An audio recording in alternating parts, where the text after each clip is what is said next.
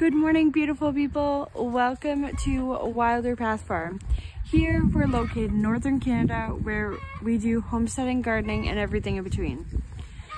I am very squinty today because it is quite bright. It's been overcast up until, I guess, right now. You can kind of see the dark clouds back there.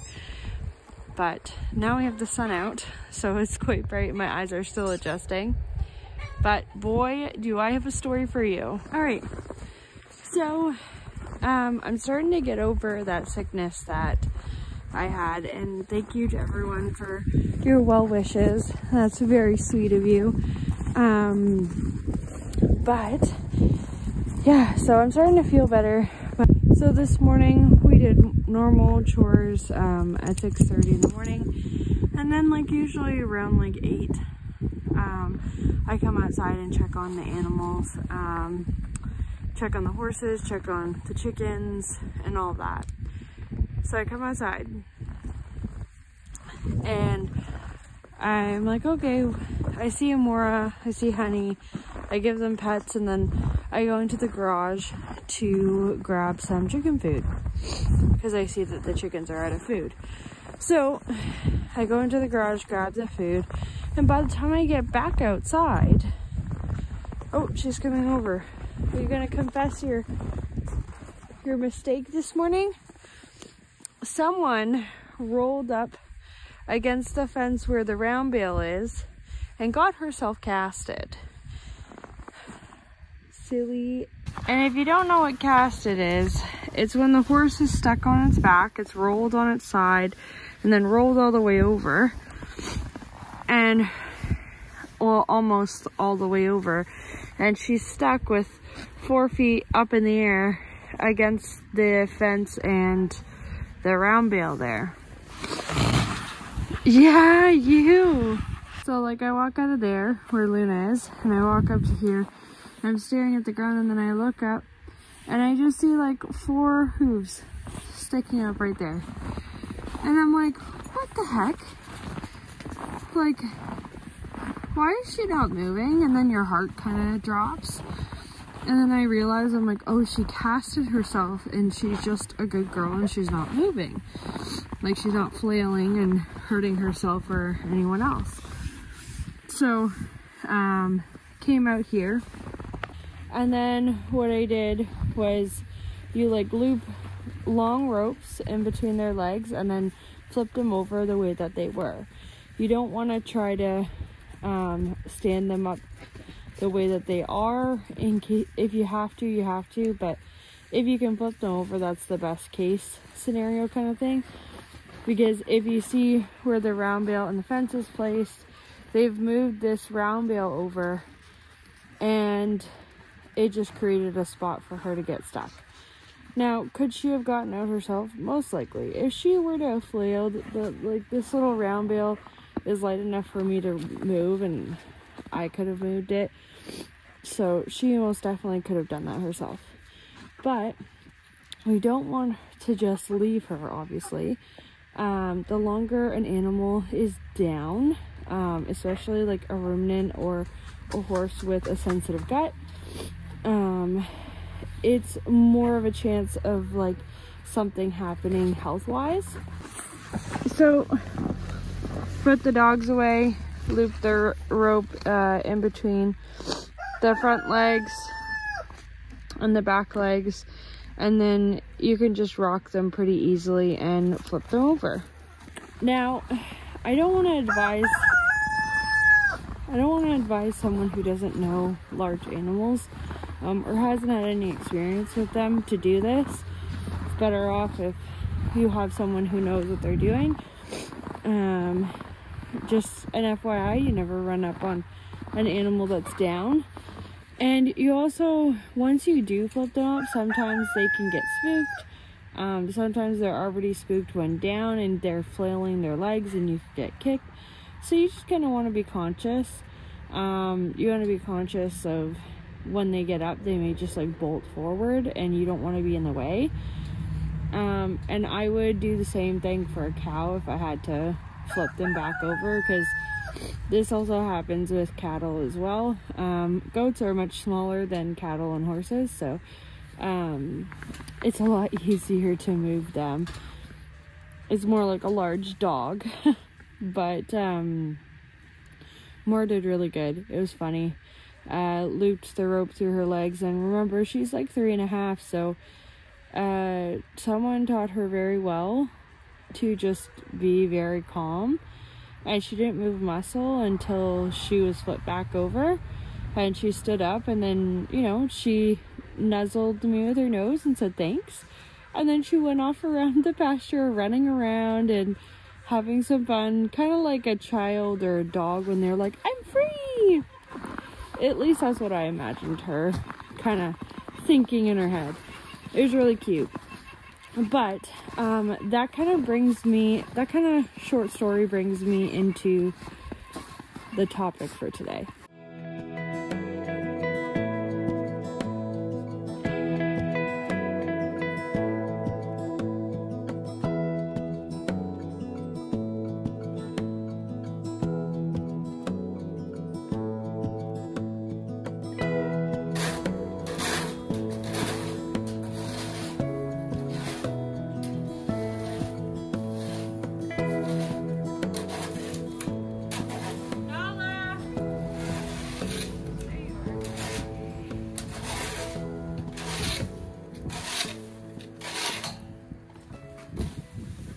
So after this morning's whole fiasco thing with Amora, it kind of made me reassess my emergency plans.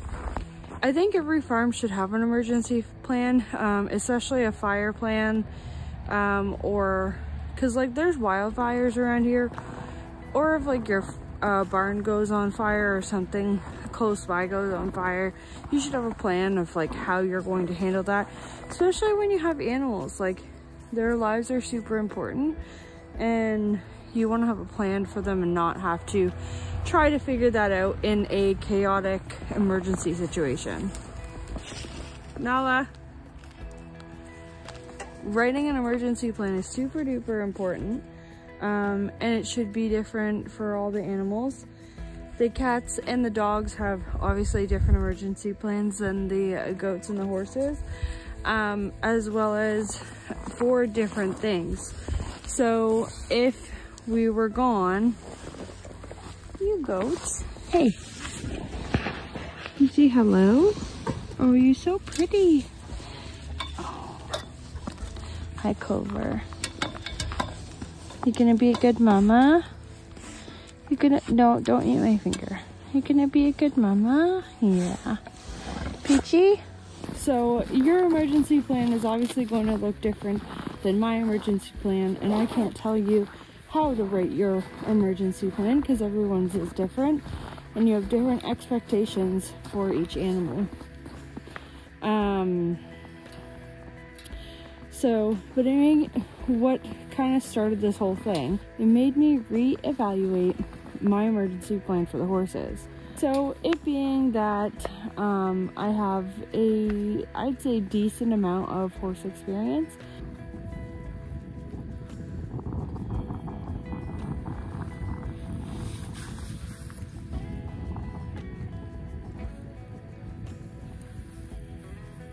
So it's made me reevaluate the horse plans and emergency plans for them.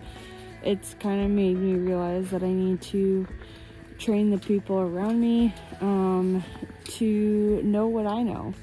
Now, if an animal is down, whether it be for a birth or it be for an emergency where they're stuck, learning to not panic and not run around a already nervous animal is something that you don't know until you're told it and you're not thinking in those situations. So I think it's really important for all of us homesteaders, even though we do this a lot on our own, especially like with me this week. I've been really sick. I'm on the mend now, but like if something were to happen to me, or if I were to have stayed sick, there would need to be some changes with everything, with the animals, with chores, everything, in order to make it more efficient.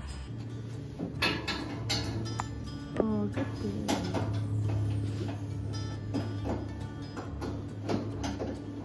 Good boy. Bones is a feral kitty. Now he's quite nice, right? You're a good boy.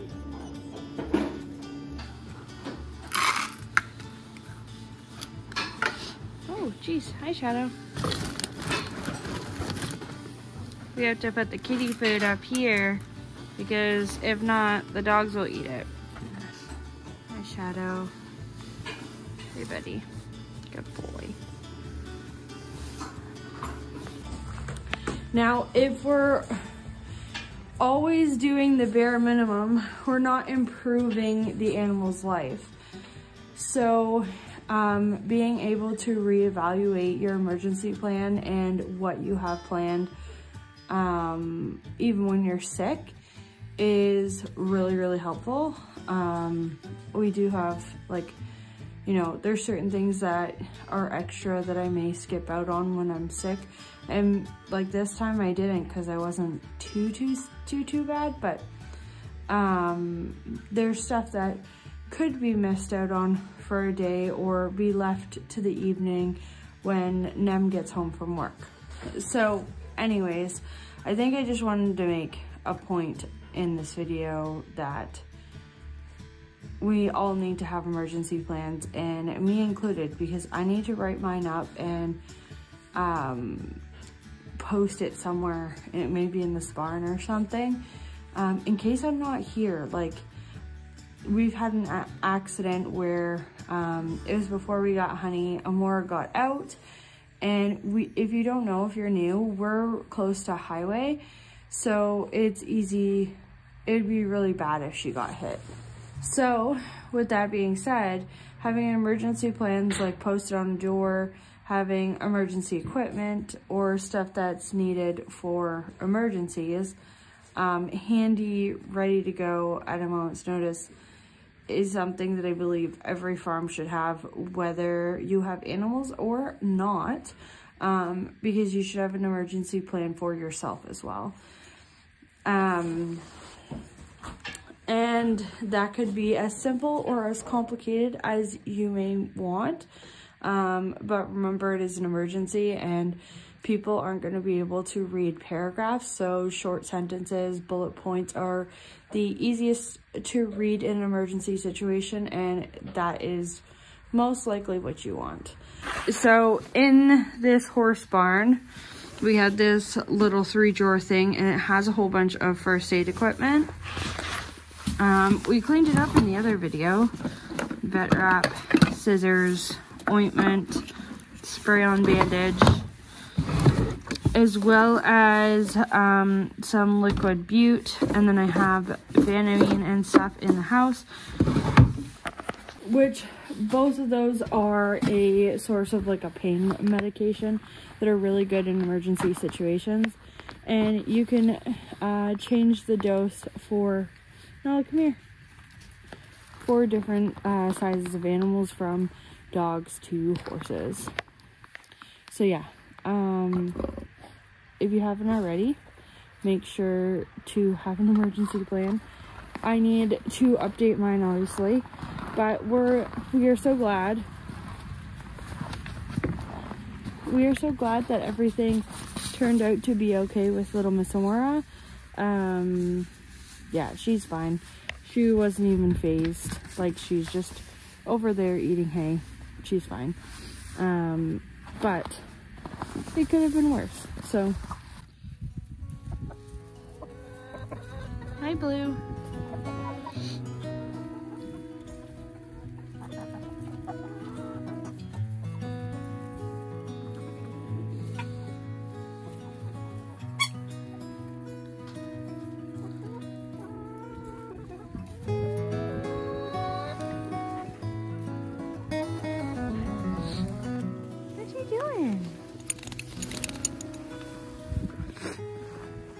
What you doing? You being silly? Hey, you're doing good today. Very good. See if we got any eggs. Oh, hello.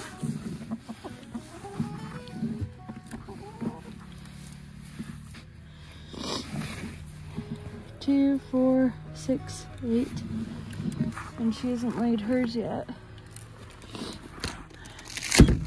No eggies for you, ma'am. Yeah, we tidied up your pen, eh? Tidied up your pen a little bit, huh? Yeah. The dog's playing. I ripped a hole. Hey. Hey, you. Where's Nala? Nala. We unravel the bales in here so that we can just come in here and fork some hay into a hay net or the wheelbarrow or straw. It just makes our lives a lot easier because we aren't really doing small squares because it's not as cost effective for us. So having the large rounds and then unraveling them makes it easier because if you're filling hay nets, you can just kind of sit down and shove as much as you can in, or if you're filling up a wheelbarrow, it's easy just to fork some in versus trying to like rip it off the round bale, which is easy I guess too, but you know, just different ways to make your homestead and your chores more efficient is always better. That sun feels nice. It's been so overcast. Hi, sweetheart. You coming over to say hi? Hi. Hi. Yeah. And tell everyone that you were silly today. Hmm?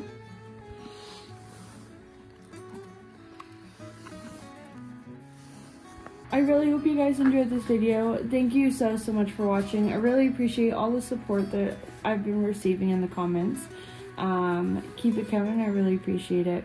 Any ideas for videos coming up, questions, topics, things that you want to see, just leave them down in the comments below. I really appreciate all your suggestions.